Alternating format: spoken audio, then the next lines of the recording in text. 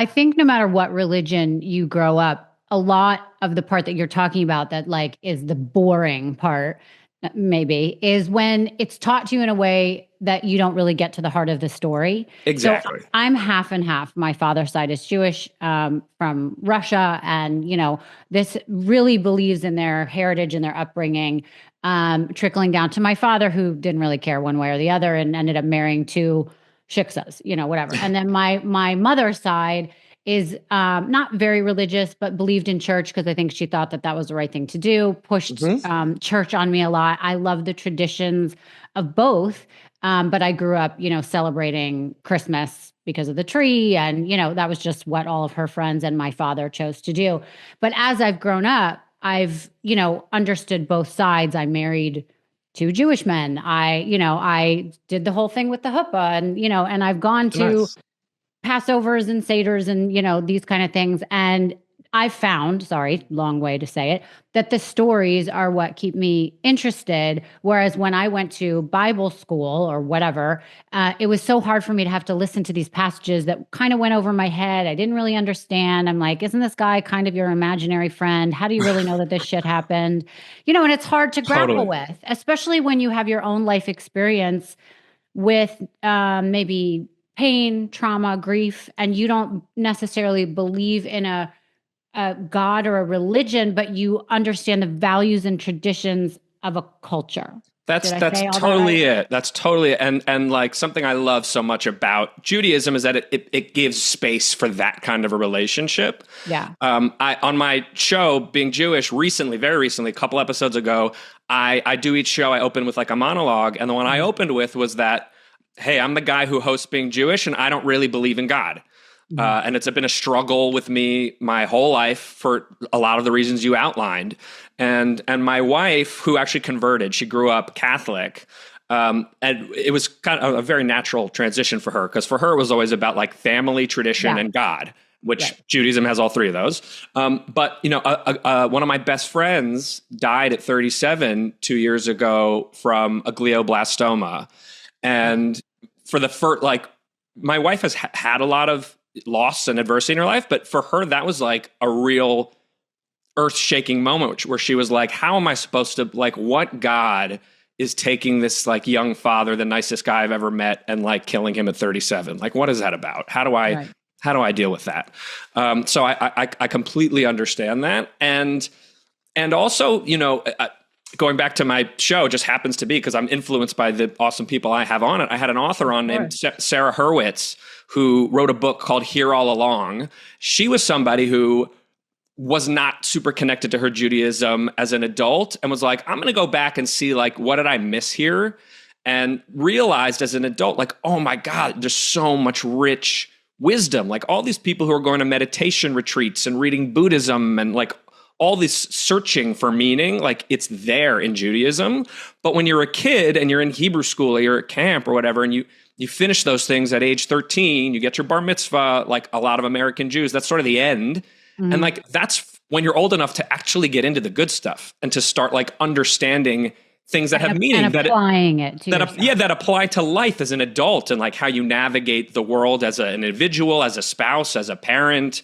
So, I've been trying to find my way to that rich depository of stuff since that interview with Sarah, because for me, like, I don't really find it in a synagogue praying. Like, I like being there because I like being with the community and my family and all that stuff. Yeah. Is the theme. But like, I don't find much like depth necessarily in the words or like connecting with God in that space. So she was like, well, why don't you try Jewish text? Like, that's another way that you can, feel connected and feel spiritual, start reading stuff. So like, I bought one book. She was like, start small. I bought this book, and now I'm like reading. We read a different little chapter of the Torah each week in synagogue. And I got this book from this amazing rabbi, Lord Rabbi Jonathan Sacks, the former head rabbi of England, Mhm. who like writes a little commentary about that little chapter each week, and he has these books. So I'm like starting small, and I'm reading that each week just to sort of see if I can find more spiritual connection that way. Yeah. And so far, I'm liking it, but I don't think that will ever be the like number one on my list of the reasons that I love being Jewish. Right. It's as you say, especially when you say the stories. Like for me, it's about being a part of this millennia long continuum. Like literally coming from this one tribe in the Middle East thousands of years ago that is still somehow exists when all the other ones around it are long gone. And carrying that on and sort of what that means and what comes with it and what the values and traditions are, that's always going to be for me, the best part. Right, right. You were mentioning that your wife converted, which I think is interesting because I always feel like, like there's a big question. What does it mean to be Jewish, right? And it's kind of like sometimes you hear about people that convert, become almost more Jewish than people that were born into it because they have to go through the lessons and they get really into it because now there's a purpose for them choosing that as opposed to being born into it. So I guess my question to you would be, what makes somebody Jewish? It's a great question. And so for me, everybody has a different answer. Mine is if you have some connection to the people. If you have a parent, you have an ancestor, you were born Jewish, you convert to Judaism, whatever it is, as long as you have some actual connection other than, I find that interesting, and you want to identify as Jewish, to me, that's enough. To me, like, that's a Jew. There are obviously varying levels of sort of you get in what you put in or you get out what you put in. Right. And it can have more meaning and more weight in your life depending on how much you embrace it and make it a part of your life. But again, it's like super unique, right? Because you can be a Jew who never says a word of Hebrew, doesn't celebrate a single holiday, but you were born into this tribe, you're a Jew. You can also be somebody who converts, takes up all of the traditions and history and says, this is now my family, and you're a Jew, even though you don't have any of the blood in you from before. So I often think of like Avatar or Dances with Wolves. It's like one of these things where like you can bring somebody into the tribe if they like show the respect and they want to be a part of it and they learn the ways. And then, they can be one of us and become a great leader of the tribe. Right, right. I want to talk back about Hollywood for a second and getting into it. And I know your family is so immersed in it. What are your thoughts? In doing a lot of this research, I was thinking it's an industry that is vocal about religion and a lot of Jews being in it, but then also it's not. They try to not discuss it at all. So what are your thoughts on it? Has it helped you? Has it hurt you? And kind of the stigmas that go into it as well.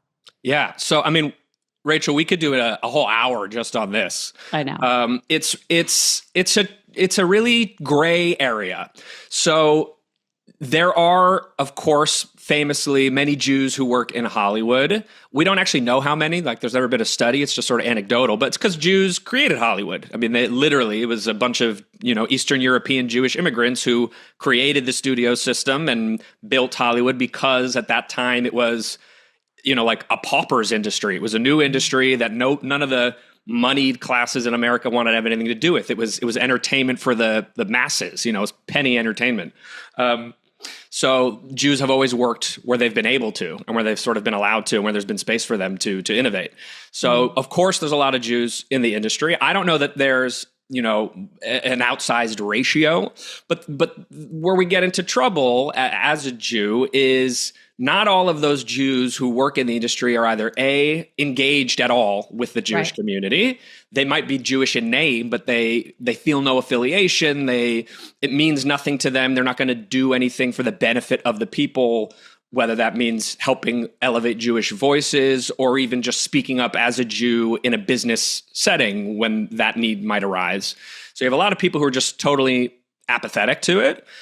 Then you also have a lot of Jews who, unfortunately, because Hollywood is such a left-leaning kind of echo chambery circle, you get a lot of the Jews who buy into the anti-Jewish propaganda that's in the air. And in a very, unfortunately, apologetic way, almost feel like they need to hide their Judaism or distance themselves from it, which again is also a little bit of a feature of the beginning. Like, all these Eastern Europeans came over to start the Hollywood industry. You don't know their Eastern European names because they changed them all. The Warner Brothers were we're not the Warner Brothers. It was like Warnall, and like Samuel Goldwyn was like Shmuel Goldfish or something. I forget them exactly. I've talked about this on the show too, but it's like they're all hiding, and like all of the stories that they were telling in those early days, there's a lot of Jewish value in them. And like, that's why so much of entertainment culture and comedy and stuff has a lot of sort of Jewishness infused in it, but it's never really labeled or named. Like nobody wanted to take Jewish credit for that. They just did their thing and then sort of distanced. And so today you see that heritage playing out where a lot of Jews feel they need to, because of the stigma of, there's a lot of Jews in Hollywood. The Jews run the media. That plays a factor, just being afraid of those tropes. And then also feeling like they need to assimilate and they shouldn't look out for Jews. And they are buying in the stuff that their far left, sort of anti-Jewish ether propaganda stuff that their colleagues are floating around. They're buying into that and absorbing it, whether they know it or not. And that's causing them to distance. So you have that group of Jews too. And that's quite harmful. And then, of course, you have the last bucket, which is the Jews in Hollywood who are engaged and are proud to be Jewish. And, you asked, has it been helpful or hurtful to me? I would say that in that regard, it's been helpful. And just that, it's like bumping into a cousin in a work settings, just someone who, it would be the same if it was like a black thing. And it's like, there's a black guy working on this too. Yeah, we just have a thing. Like we have a connection. But isn't that kind of like how life happens? It's like if you go to Syracuse and you run into somebody later in life who goes to Syracuse, you kind of have this bond and like, I want to help that person out. Yeah, that's exactly it. There's a lot of people on the planet, and if there's something that connects you to one of them, that brings meaning to that relationship that you wouldn't have with somebody else. So, I personally have like never felt any negativity because of being Jewish or that connection. Like, I don't think it's ever hindered me in any way, at least not that I'm aware of. So I get asked that question for sure. Like, are you not getting jobs? Like, if I'm not getting them because of being Jewish, I have no idea. It's never come up in a way that's made me feel uncomfortable or attacked or targeted or anything like that.